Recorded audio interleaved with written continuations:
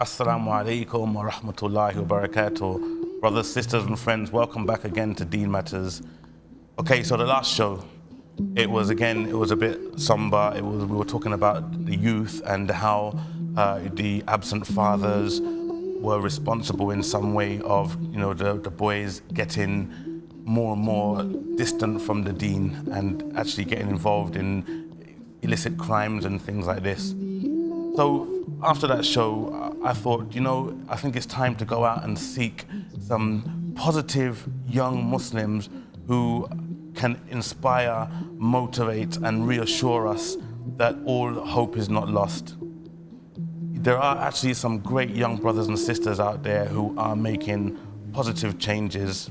So today, brothers and sisters, I wanted to introduce you to a couple of those brothers actually who are out there today who are doing many, many great things. So today we have on my far right, brother Ali.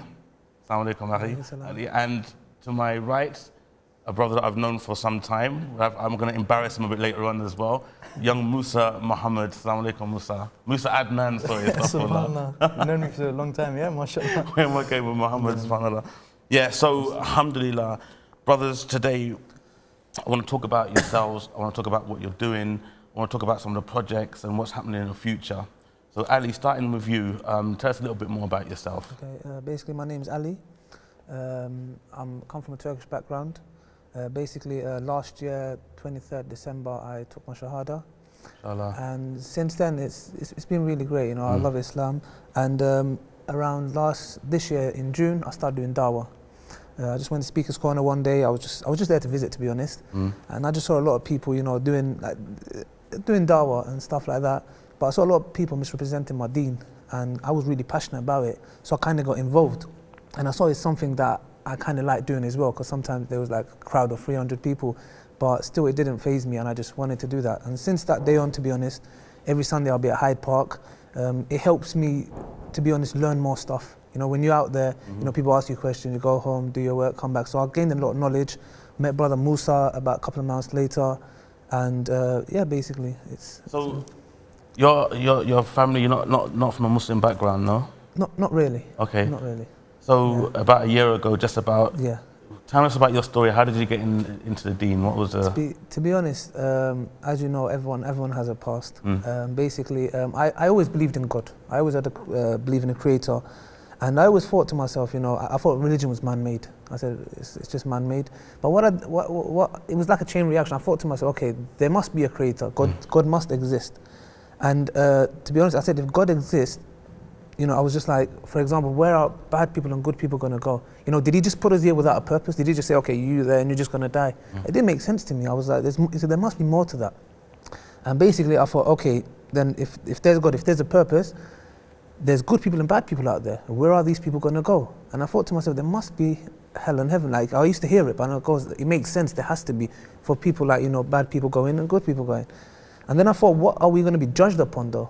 And then I thought there must be a revelation. It was just like a chain reaction. Every time I'm thinking something, then I'm thinking, okay, there must be a revelation. And that's when I looked into Christianity and Islam for about 3.5 years. And I spent it because I moved, I used to live up north East Lincolnshire. I moved down to London to university. And I had a lot of spare time on my hand. And I watched a lot of debates with Muslim scholars and Christian debates. And I gained a lot of knowledge through there. And basically, I took that knowledge. As I'm learning Islam, I was learning about Dawah stuff as well. And I was picking up on that. So basically, from that day on, one day I wanted to accept it, but obviously I had some family issues. But finally, on the 23rd of December, I just said, you know what, Allah subhanahu wa ta'ala has given me so much stuff, and things were going well and everything. And I said, I want to show my great gratitude to him. Yeah. And I said, I want to pray. And then I went to the East London Mosque, and a brother taught me how to pray. Mashallah. And then from there, yeah, just. Yeah. A year ago, so. Exactly, yeah. So you're 1 year old. Nearly, in 20 days. In 20 days time, mashallah. Yeah.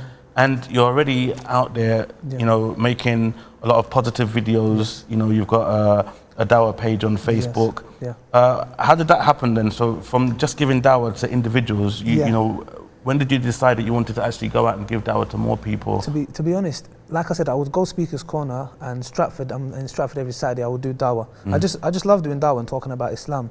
And brother Imran, basically he was a friend that I met in Speaker's Corner. Yeah. Because I was getting to know this IQRA brothers as well. And basically what happened from there is, basically he just said to me, why don't you start a page? And I was like, I'm not sure, to be honest. I was like, I wasn't that certain. I'm one of those guys, I was just like, I don't know. But he said, just do it, just you'll see it. And then I said, okay, we'll make a page. He helped me out. Next day I had like 1,000 likes. And it kind of, you know, it just kind of gave me like, it can happen then. So then from there on, I just, on my page, if people go in there, it's the Dawah project. Basically, I ask questions, like, you know, when we're doing Dawah, and people, you know, give the answers. So on my page, people learn how to do Dawah as well. So yeah, it's just like picked up from there. And then I met brother Musa, which we're working on a new project. You'll talk about it soon. Yeah. So I just picked up, I just started knowing people and different ideas come in. And I was really passionate. Dawah is just something I love doing. I just love doing it. And that's really great. And you know, you got these series of reminders. You know, you got the Dawah online, things like this. We are going to talk about that a little bit more. Before that, so our next young guest is Musa, who's now his name's changed now, Musa Muhammad. No, Musa. So Musa, first of all, maybe, you know, I'll let the brothers and sisters know that Musa is the son of brother Adnan Rashid. He's a colleague of mine. And, you know, it's been actually a great journey, actually, because I've known Musa for quite a long time. How long have I known you, Musa? Over 10 years, probably. And how did you come to know me? You're just a family friend, to be honest with you, just generally. And we used to have that little school and stuff like this. And you know, Adnan, I've known him for quite some time, mashallah. And mashallah, seeing Musa actually almost, I wouldn't just say following your dad's footsteps, because you're actually doing your own thing, which is really good. But you're on the same path, this is why, you know, alhamdulillah, I wanted you to be on the show today. But actually, tell us a little bit more about yourself, Musa, and the projects that you're doing, and what it is that's kind of helping you to go on this path that you're on now.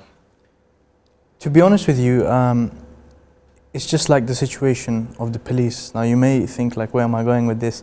The police wouldn't be around, they would be jobless if there was no, you know, problems going around, if there was no crime. So in the same way, if there was no, you know, youth problems, or if there was no need for Dawah, if there was no need for, you know, Islam, essentially, like I probably wouldn't be around and doing what I'm doing. I tend to focus a lot on the youth because my personal belief in regards to the youth is that they are the future.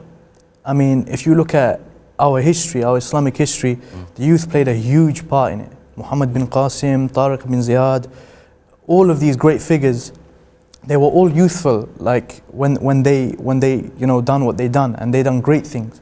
So I mean, this is one of the things that I really want to empower the youth to do, is to kind of, age is nothing but a number, because, you know, like, subhanAllah, I'm only 17 years old, and I'm not boasting, I'm not bragging, but I've done certain things that some brothers who are, subhanAllah, like 30 or 40 years old, they don't have the confidence to go out there and do, which is actually a sad reality, because they should. And these are the kind of things that we are trying to do. We're trying to empower loads of people, youth, old people, young people, middle-aged people, to go out and give dawah, and, you know, to kind of focus on the youth, because I can't stress it enough that the youth is so important, because, you know, all of the old people, you know, they're going to go, and the youth are going to have to, you know, take everything on their shoulders, and if they're not ready for it, it's just going to be all on their shoulders, and they're going to collapse. So this is why I tend to focus on youth a lot. Very well said, mashallah. And you yourself, Musa, now, mashallah, you also have your own YouTube channel, which is called Muslim Youth Movement, right? Yes. You founded that, and I know that you actually all work together on this as well. But tell us about the beginnings of that page and that channel, and, you know, what the idea, how it came about, and what you hope to achieve with it. Subhanallah. I mean, now that you asked me that question, I actually remember how I actually got the idea to start it. I was sitting in the IQRA office, and I must have been on one of the slow computers they have there, subhanAllah, and I saw, like, one of my friends, you know, from high school, and, you know, like, my friends from high school generally, and they were talking, and they were, you know, the way they were talking and what they were talking about, I mean, it kind of disgusted me, and I felt really sad for them, because these are the guys I hung around with. So I thought, I want to start something that's gonna, you know, that actually is gonna focus on these sort of people, the youth. And so I started Muslim Youth Movement as a Facebook page, and I didn't have no logo, no nothing. I just randomly started it, randomly started posting things up, and it's like Allah wanted it to continue, because like this brother messaged me, he said, let me help you out, bro. We made a logo, we done like a whole series called the Zina series, which focuses on zina, addressing the topics of zina. And then alhamdulillah, like it's been like a ball rolling, and it's been rolling till today, and it's been like around a year. You made quite a lot of videos now, haven't you? Yeah, I mean, I like to look at myself as a YouTuber. So I make generally any videos that I see. For example, if I go, and even if I see some sort of movie, and I think that, wow, what I just watched is, I mean, I can extract something from it. You analyze the movie and... I'll extract something from it to benefit people. So, I mean, even if I read a book, whatever I see, like Ali knows this, I randomly get ideas and I just put them into practice in videos. And he's like, bro. He calls me, he's like, I want to do a video, can you come now? And this is how we do it, this is how I work. MashaAllah. Yeah. Fantastic. Okay, so what I wanted to do as well is, now we met each other, Ali, for the first time at one of the last major conferences that took place in London just a week or so ago, wasn't it? And what happened there is you came up to me, you were actually moved by a topic that we did, which was the marriage predators. Yeah. And because you yourself, been in that front where you have many people come to you to ask for advice on certain matters, and you know, what was your story? You said that you had sisters coming to you in the past and crying. Like, you're right, because I watched your program about Predator Watch, and it's something I'm really passionate about. Because two things I'm passionate about, like I told you before, is Dawah, and the second thing is getting the youth back on track, right? And basically, yeah, I saw you and I basically just wanted to approach you, because at the end of the day, when I started my page, obviously I get a lot of Dawah emails, but I was getting messages from sisters, and these sisters were really, really like stressed out and depressed, and the main factor is relationships. Boyfriend, it's just, they just fall into traps, right? And that's the project we're working with Musa. We want to, you know, get sisters to wake up a bit, you know, because there's guys out there and giving them false promises, buying them gifts, whatever they can do to get what they want. And it's a major problem. And I get sisters literally like, you know, they're just so stressed. They're like, I don't know what to do. He promised me this, he did this. I don't know, you know, so many stories. And it really, really touches me. So when for example, we did the show a month ago, and because of the sisters who had been affected mainly by that were sisters who, you know, maybe like in their late 20s, early 30s and beyond, you know, obviously we discussed it at what was happening to the sisters. Exactly. You and Musa, obviously you were seeing things and hearing things from a lower age. Yes. So, you know, why don't you give us some typical examples of, you know, maybe some of the things that were happening to some of the sisters and how it was being allowed to take place?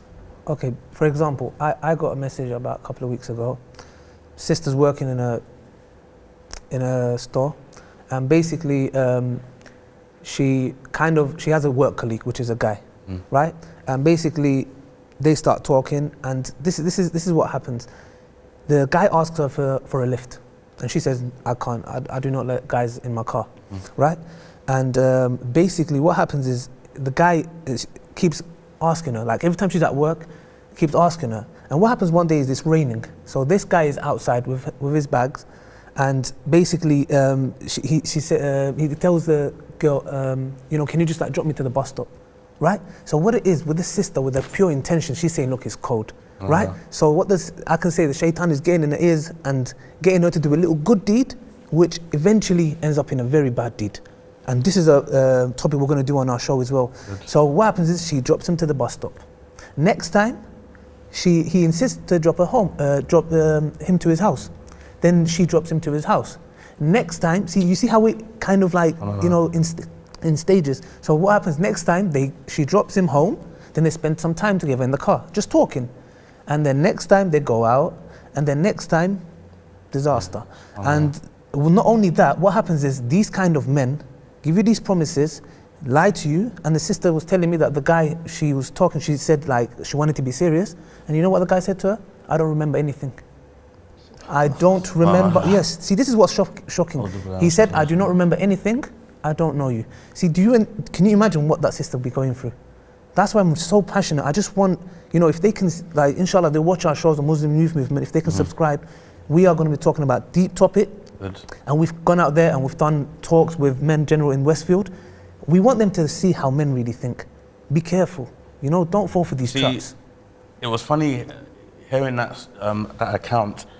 It was almost like a a different gender version of, you know, the story of Barsisa. You know the story of Barsisa the monk. That's what we're going to be touching on. Like, see how the shaitan, you know, a good deed, and it leads to something, you know, brothers and sisters, if you don't know the story of Barsisa the monk, please look it up, Google it, unless I ask Musa to give us a very quick account of it, just for the, your delectation. The story is basically, Barsisa is a pious man, and there's these brothers who are going away somewhere, and they basically, you know, they want to leave their sister with someone, and they think, who better than Barsisa? He's a pious man, you know, he's not going to do anything, he's going to look after her. So they go up to him, and long story short, he takes her in, and basically, you know, he keeps the segregation, you know, he keeps it on point. And then, you know, like the shaitan starts working on him, you know, why don't you, you know, open the door, why don't you speak to her, why don't you start, you know, speaking to her about this, about that. And then eventually it leads to him, you know, committing zina with her. And then another bad things happen. Like, obviously, in Barsisa's point of view, that's a really bad thing. It's a really bad catastrophe that she falls pregnant. And now Barsisa, next thing you know, he's devastated. So he ends up killing her. He has shaitan goading him all the time. Shaitan saying, you know, from one step to the next. Oh, now you've done this. Now she's pregnant. To make things better, come back, kill her, hide her body. And shaitan, you know, even in the end, going and actually informing the brothers as well, if I'm not mistaken. And you know, in a dream. In a dream.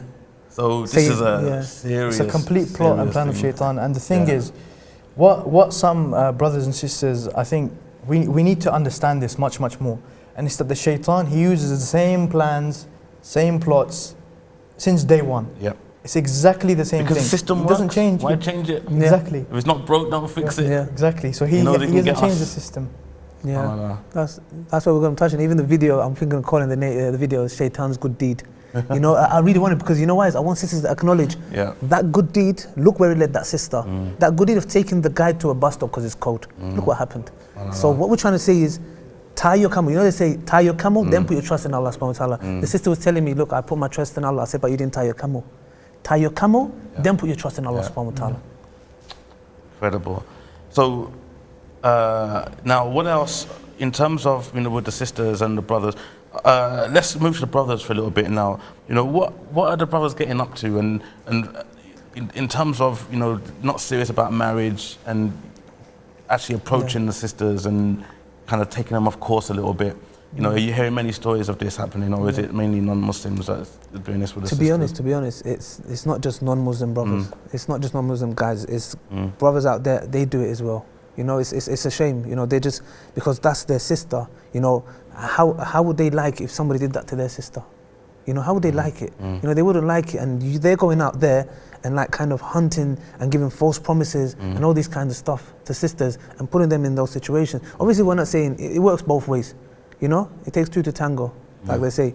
So, you know, you just got to be careful. You know, that's why we're really concentrating on this. You know, sisters can avoid it, right? They really can avoid it with certain simple methods. That's what we're trying to get at. It's just very simple. But unfortunately, some sisters are naive. Excuse me, some sisters are naive, and they just feelings, emotions, and they just get caught up with it. You know, we get that again, subhanAllah, it's that whole thing where Abdurrahim Green, you know, mashallah, he actually said about how, you know, there's a method that can be used to break sisters down gradually. Right? And as you mentioned, being naive, it's just a case of just be, you know, the person has to be patient. You get through in the end. You know, subhanAllah. Now, we weren't able to actually play one of your videos, but there's a video which you sent me the link to, and it was really fantastic. You actually both were in that, and another brother Imran as well, in a discussion. Is that the usual style of your videos? Is that how they normally work? To be honest, the first video we started off like that, and we said we'll just have a little discussion first. And the video is called "Does He Really Love You?" And we kind of we just discussed it with brother Imran and Musa. You know, we just wanted to give them an insight. You know, tell the sisters, you know, look, this is what they do, and these are the things they will do. You know, they'll buy you, the guy will buy you gifts. You know, take you out for meals, sweet talk you. What we're trying to say is, he can do that. Let him marry you. If he really loves you, real love, he will come and ask for your hand. Then he can take you out for meals. Then he can buy you flowers. Then he can sweet talk you as much as he likes. But if he really loves you, he should take that step of asking for your hand. If he doesn't, there should be an alarm bell in your head. You know, you should be saying, okay, hold on a second. Why is he delaying it for? You know, that's the basic things. We're going to take a break soon, but when we come back, we're going to talk about the second video, which is very, very interesting by the sound of things. And I'd actually hopefully get you to come back and maybe we'll play it live here as well. Yeah, it'll be great. But that first video is really good, and the way that you do it is off the cuff, you're just having a good chat about it. And I think the amount of lessons that people can learn from that video is, you know... It's basically, when we made the video, we just don't want to like be out there and say, we're giving Nasir, do this, don't do this. We're taking it to another level. What we're doing is we're basically getting studies done on how men think, which will be on the second episode. We're going out there and interviewing men, asking them questions. Don't tell us the questions yet until the second half. I'm not going to tell the questions yet. So basically, we do this kind of stuff to say, look, if you don't believe us, hear it for yourself from the men themselves. So they're very interesting. This is amazing. This is really, really good approach, mashallah. And I think that I want to ask you, do you think it gets through to the brothers and sisters?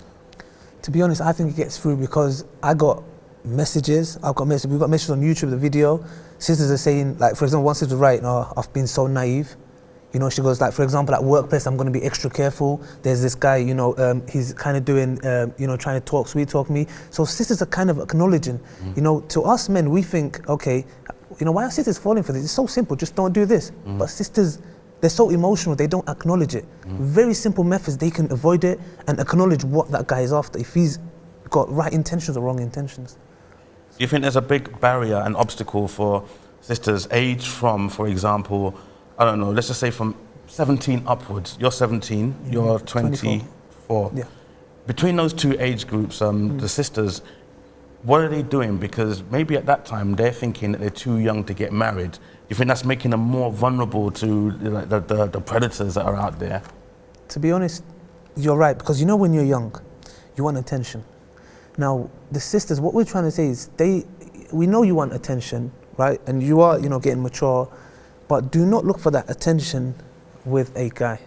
Because believe me, I have not, you know, in my Jahiliyyah days, I had friends and stuff like that. The stuff that goes on, I have never in my life seen a happy relationship that ends up with a marriage.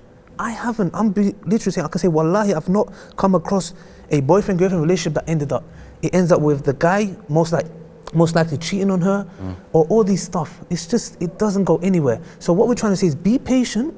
You know, try to control yourself. We know you want to, you know, get married, have, you know, all these things, you know, they like to be a princess, you know. So what we're trying to say is, you know, bite your teeth a bit till you come to a, you know, certain age, and then you will see it. It's like saying, stop having a practice run at it. Yes. Wait for the real thing. Trust me, good things come to those who wait, inshallah. Believe me, I really believe this. Don't go through that route, because you regret it. You will regret it 100%. And I'm sure sisters watching this, they've either been affected by themselves or they know someone that's been affected. That's how sure I am of this matter. Musa, like, what about yourself? I mean, you're 17. Yeah. Does the concept of marriage come into your head at this point, or for yourself? It has. It has. Yeah, definitely, it has. But I also just like, as you was talking about, you know, people being young and everything. The thing is, as Ali said, you know, sisters tend to, you know, want to find some sort of, you know, shoulder to lean on and things like this, and sometimes they find it in a guy. And you know, some sisters out there who are watching, they might be thinking, you know, like these guys are talking about brothers in this way. I mean, I don't know if my boyfriend's like this or everything like that. Why would he do it? And one thing that I want to highlight to the sisters is the question of why. Why would brothers sweet talk you? Why would a guy sweet talk you, you know, to get something out of you? Why would he do that? Allah subhanahu wa ta'ala tells us in the Qur'an that the plot of the shaitan is da'if, it's weak. And the plot of the woman is azim, is strong. Now, what do we learn from this? We learn in comparison to the plot of the shaitan, the plot of a woman for a man is something much stronger. So the shaitan can come and whisper to you something. But if a woman comes and whispers the same thing, it's a much bigger effect. It's like Fir'aun. He was doing his best to kill all of the, what was it? You know, the babies who were being born? Yeah, so that, because he knew that someone's going to come, like a baby is going to come, he's going to grow up and he's going to rebel against me. So he was doing his best to kill the baby. And then Musa alayhi salam came into the palace of Fir'aun. And who convinced Fir'aun? Can we keep him? Can we keep him? Yep. His wife. Allahu Akbar. Brothers and sisters, what an amazing topic today. We're going to take a break now. We're going to actually open the telephone lines as well in the second half, so please make sure you call in with any suggestions, ideas, any comments you have, inshallah. Join us after the break. Make yourself a cup of tea. 2 sugars, 2 sugars. See you after the break. Assalamu alaikum wa rahmatullahi wa barakatuh.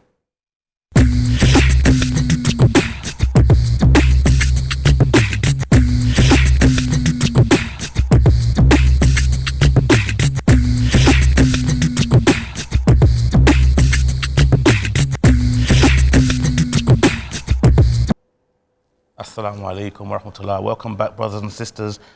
Well, what an amazing show today, an amazing topic with 2 young brothers. I actually had a name for this show, which is Young Ummah Making Changes, and like, these brothers are certainly doing that at the moment. So that's Brother Ali and Brother Adnan, Musa Adnan. I see your dad when I see your face, mashallah, that's why. Musa Adnan. Brothers and sisters, we are going to open the phone lines now, and you know, we're going to continue this topic about you know, the whole situation with the youth, with the marriage situations and so on, and what's really happening out there. That's another very important thing. Now, continue from what we were talking about before with the young sisters and stuff like that. Musa, I'm going to ask you this question. Do you think there's a solution? Let's just say there's someone who is your age, or maybe 18 or 19, and it's a sister, and maybe she wants to get married, but her parents feel that she's you know, or the brother is too young and he can't, you know, manage to support that sister.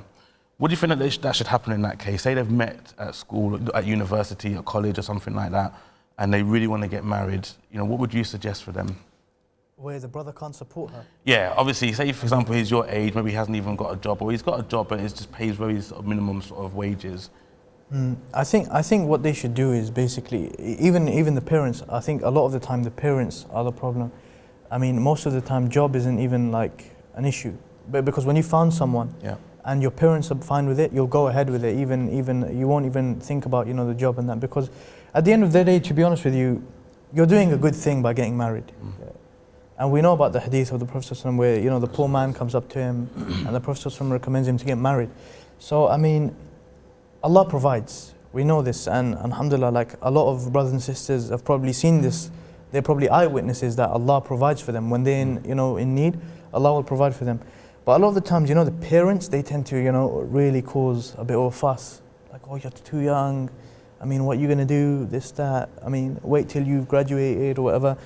The thing is, I don't think they understand how much of a fitna it is going around and living in the Western society without having a partner. Because, like, you walk down the street, I mean, you see fahsha and fitna everywhere. I mean, it's just something that, it's like, me and Ali were actually speaking earlier in the car, and we were saying, like, living in the West, I mean, actually it was another brother I was talking to, and I just said to him, bro, man, living in the West, like, you need to get married from a young age. I mean, if you don't want to engage in sin, if you don't want to have any temptation, you really need to take that prerequisite. Because you see, some uncles might be watching, some aunties. The thing is, what you have to understand is your children, their hormones are on a crazy level. I mean, like, they're young, they're seeing all of these things outside, they're watching TV. Our society is a sexualized society. So, you know, when they watch whatever shows they watch on TV, all of this, when they see the advertisements, the woman is standing there, all of this, after seeing all of this, it does affect them. You can't, you know, you can't expect them to be robots and just, you know, you say have patience and they'll have patience. I mean, because here's the thing, and it's actually very peak, as we say in London slang, peak. It's peak for you, and it's peak for the parents when your son or your daughter comes up to you and says, Mom, I'm ready to get married. And I feel that I'm actually ready. Can I start to find someone now? And you reject them. You know why it's going to get peak for you? Because if you rejecting that person, your son or your daughter, if you rejecting them from, you know, allowing them to look for someone to get married to, is going to cause them to sin, you'll also bear that sin. No, Musa, that's such a profound statement. We're going to take a call, and I want to come back to that as well, inshallah. So we'll take a call. Assalamu alaikum, caller. Wa alaikum assalam. Jazakallah khair for joining us. You want to give your name, sister? No, I wouldn't. I just wanted to ask, what if a brother marries a sister and then he gets what he wants and then he leaves her? What should the sister do then? and she's obviously been told all these lies and like kind of been betrayed, and obviously he says that he would marry her and stuff, and then he does marry her, but then after getting what he wants, then he's just not bothered anymore, and he just doesn't want it to work out, and then he just leaves. What age is a sister in this example? 22. 22. Okay, let's let the young brothers, how do you feel about that? Let the young brothers answer this question. Should we do that? Yeah, I think Brother Ali. Good. I would like Brother Ali to answer. Good. Yeah. So the sister, Ali, she's asking, what if a brother marries a sister, they're quite young, say 22, and the brother, after getting what he wants after marriage, he leaves her. Okay. So they've actually done that halal. The whole process of getting married was done correctly. Yeah. Yeah. Yeah. But then after he gets his way, I mean, so you know, what would you So basically, what's happened? They've done stuff the halal way. They've done it the halal way, and he got what he want, and he just left. Okay. To be honest, you need. I don't really know how I can thing with that, but to be honest, if you should get to know that person a bit more better. You know, before getting married, we're not saying okay, you go and find someone and then you just oh, let's get married. You know, there's halal ways of doing stuff. You know, you can get to know that person better. You know, that what will happen was if you get to know that person's family, you know, I don't believe that, you know, if you got to know that person and you knew what kind of character they have, their work, they're on the deen and stuff like that, you know, they wouldn't just, I don't think anyone would just go and leave, right? But if you look at that person and say, you know what, for example, some sisters say, you know what, he's good looking, right? The deen is not there, but he's good looking, right? When you go for these kinds of stuff, sister, right? We're not saying go marry someone ugly, we're not saying that. But basically what we're trying to say is, you know, if don't just look for looks. You know, looks will just come and go, right? Some people and you should just like, you know, looking like get to know them more better. Yeah. And inshallah, you know. 1 second, sister. Say it again, sister. No, I was just going to say, like, some people can put it on so they appear to be really religious and, you know, they say that they pray and they want to give dawah and I think, I don't know, like, some of us are fooled, but, I mean, how can we not be? I mean, they wear the right clothes. Go on, carry on. Yeah. Carry on, sorry. So she's saying that, you know, they come across as being pious, doing all the right kind of things, you know, wear the right clothing. This is correct, yeah? Okay, so everything's perfect? Yes. Okay, well, to be honest, is there anything you want to touch on? Because if everything's really going well and he's on his deen, is really, I don't know why would anyone that fears Allah subhanahu wa ta'ala that would just turn up and just leave after that. I think it's, I don't know if that's happened, I don't know what kind of mentality that person Okay, so clearly what we have is, you know, we have a need to look for the telltale signs. Yes. So even if a person, for example, this is why there has to be a certain amount of time spent investigating the person, Musa. I think that there's a very important lesson that all sisters should take out there, because this can happen a lot, where the brother can do things halal and he can take advantage of you. One thing that's really, really important, and I don't know how I can stress upon this enough, is the presence of a wali being there before you actually marry. Thank you, well said, nail on the head. Because when a man speaks to a man, he'll get on levels with him. And he'll speak to him, he'll say, look bro, you know, how are you doing, this, that, how's your job, whatever, you know, things like this, how are you going to provide for the sister? He'll actually, you know, stick it on him in a way. And if the brother is serious, you know, alhamdulillah, like he'll go ahead with the marriage and he'll go for it. But if he's not serious, he won't go ahead with the marriage. And why is that? Because he'll know that, okay, I can mess around with her and leave her, but then I go answer to that brother. So, I mean, it's not a threat, but it's actually something that, you know, a brother will take more seriously when this is why the wali, you know, sometimes you have cases where the wali might be a little bit timid and shy. But, you know, he is a person who should be assertive, he should be strong, so that they will not feel, you know, the need to, they won't think that they can get away with, you know, taking liberties. And also he's right. Yeah. He's right at that point. The wali is really important, like a father or a brother, because what happens is there's a female psychology, like the way a woman thinks, and the way that a man thinks, right? She'll be emotions and, you know, feelings. But when a brother or father comes in, they're on the same level. On the same level. He will know what he's about. Man to man. You know, he'll be like, you know, we're going to take a call, inshallah. Man to man, definitely. Assalamu alaikum, caller. Assalamu alaikum, brother. Wa alaikum assalam wa rahmatullah. Akhi, jazakallah khair for joining us. What's your name? My name is Ashraf from Neasden, brother. Ashraf from Neasden, happy to have you on the show today, brother. Your point, your question? Brother, I don't have a question. Actually, I'm from a system where basically my parents actually chose my partner. I never got to see my wife before I got to marry her. Okay. So like an arranged marriage. Yeah. And we did it quite Islamically, and alhamdulillah, it was fantastic. I've been married, mashallah, 13 years, and it's alhamdulillah, strong as strong. Yeah. The brother with the red clothes on and the headband. Yeah, Musa. The brother, brother Musa. He was mentioning about, if you see people that are, if they're interested in each other, and he's not very functional and he's not got a job, you should go ahead and get them married. We've got brothers in our society that have done that, and they're whatless. They live on benefits. They're not interested in anything. They're not functioning properly. Yeah. So prospects do affect, as well as deen and iman, and where the hadith says that if you have iman, that is the better person than looks and a few other things there. Another thing is, brother, the two brothers there, mashallah, are they, any of them are married? No, none of you are married, not yet. No. So mashallah, what I'm trying to get at is, we're putting sort of like matters and situations and scenarios ahead. Yeah. Where are the parents involved? We're getting too many youngsters involved in a big matter where the parents don't even know what's going on. Yeah, 1 second, are you able to hear this call? No. Yes. Okay, okay. So, brother Ashraf is calling from Neasden. Okay. Ashraf, brother. Ashraf, sorry, Ashraf from Neasden. Now, what he's saying is that, he himself, he's been, he was married in an arranged marriage, but now with the whole youth situation, the young brother and sister should just get married.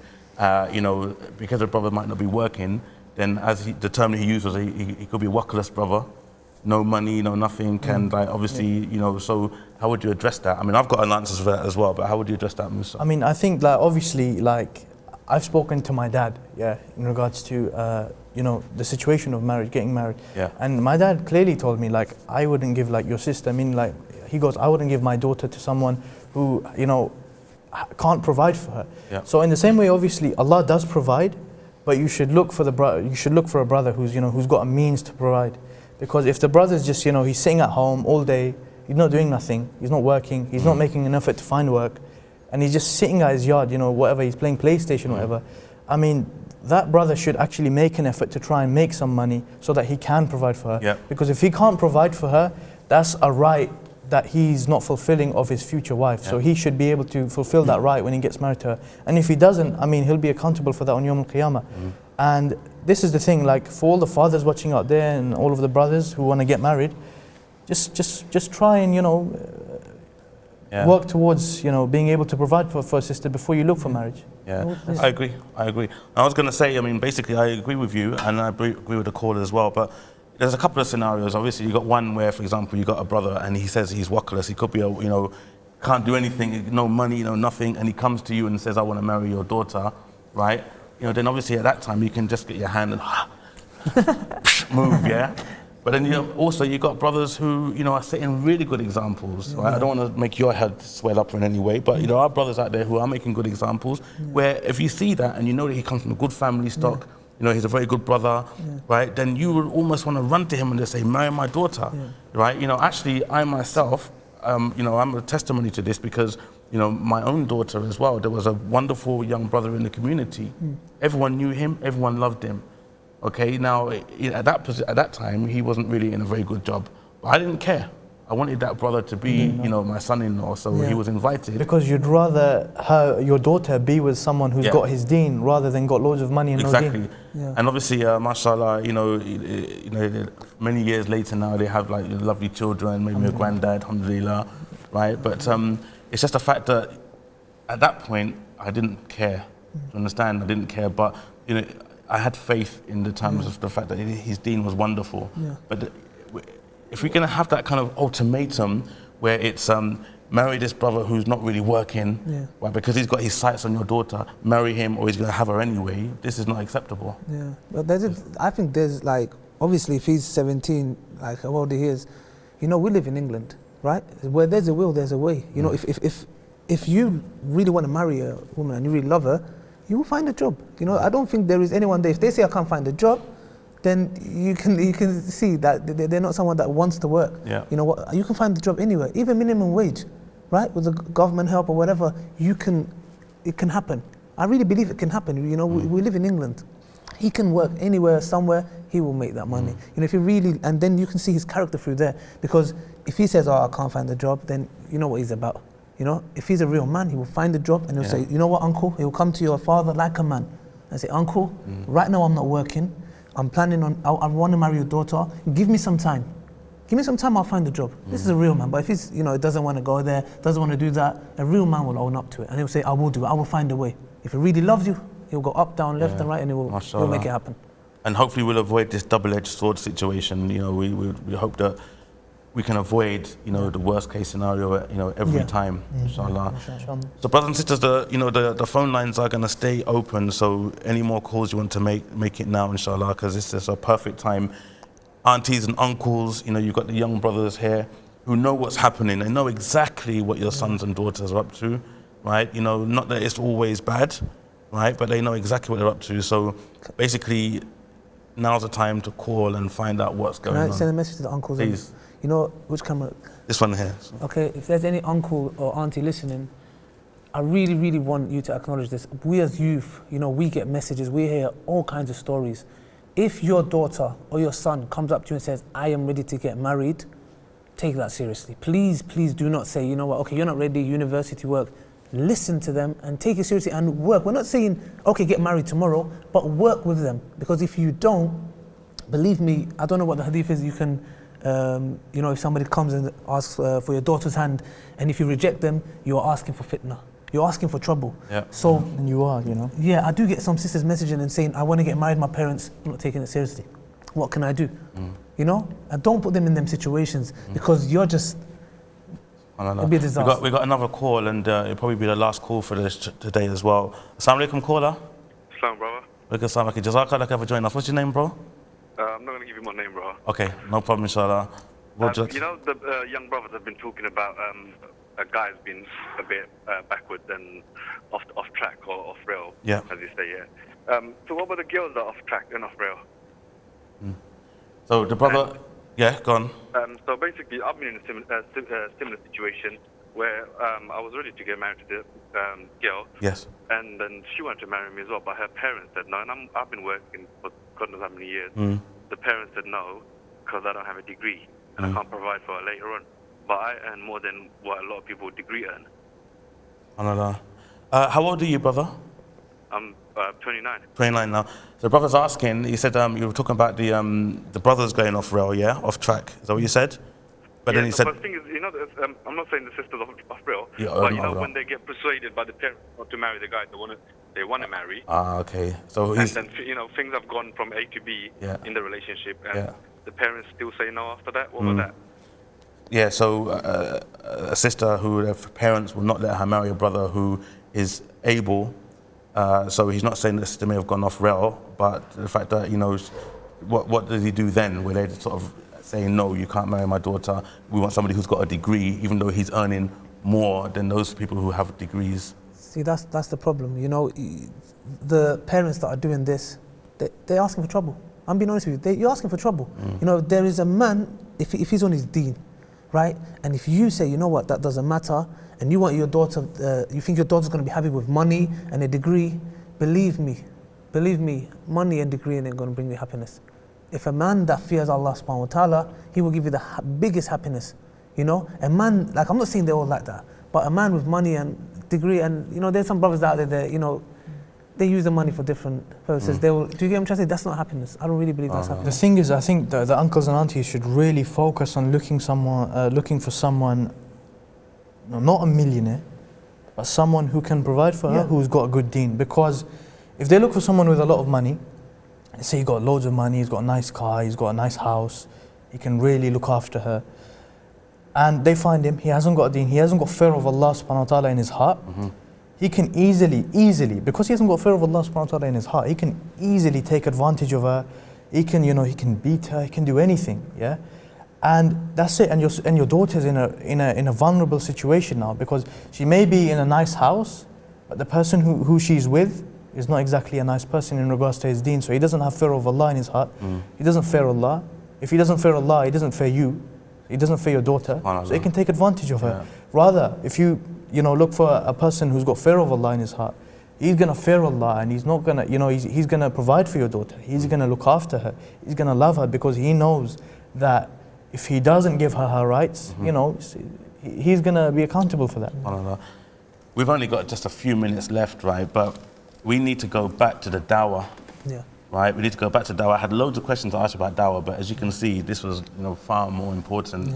Well, not more important than Dawah, but for the questions that I have here now. But very quickly moving in, the Dawah, even for those young brothers, it's a very good option for them. Not even an option, it's an obligation for them to go out and give Dawah, so they can meet people like yourselves, get out there to Speaker's Corner, learn how to do it, join with IQRA and stuff like this. And I'm sure you both agree that would help someone's character to build. Definitely. Yeah? Of course. Most definitely.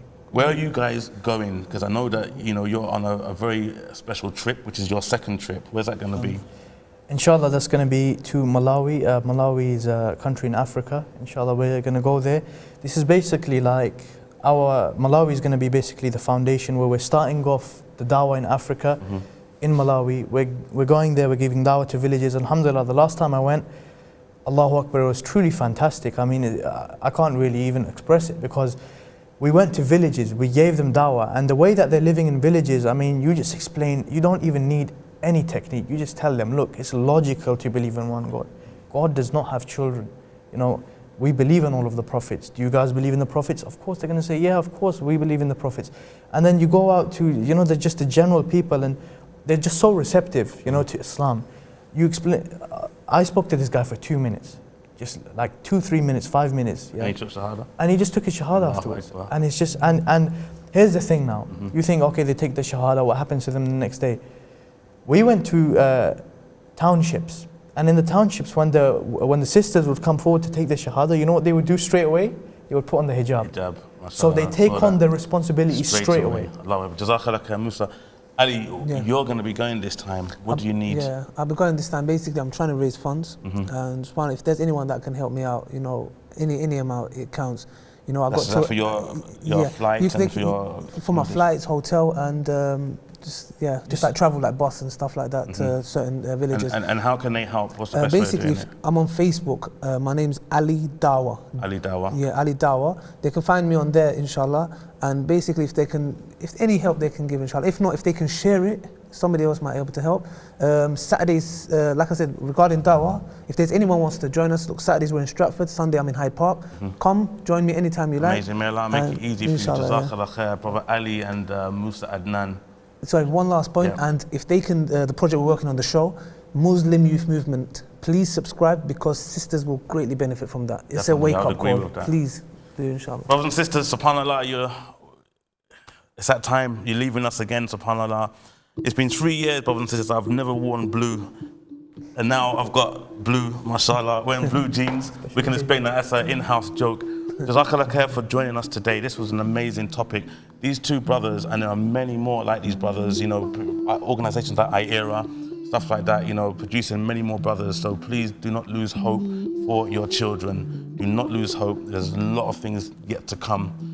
So I really want to thank you both for joining me today. You've been great guests, mashallah. And hope to see you two on your own show as well, on TV, maybe here on IQRA. Why not? Interview you as well. Huh? You can come into our show. Me, exactly, yeah, mashallah. Why not? Brothers and sisters, it's been amazing. Thank you very much for joining us. And please join us again next week for another important topic. You make the show, we just do it for you, inshallah. Take care. Assalamu alaikum wa rahmatullahi wa barakatuh.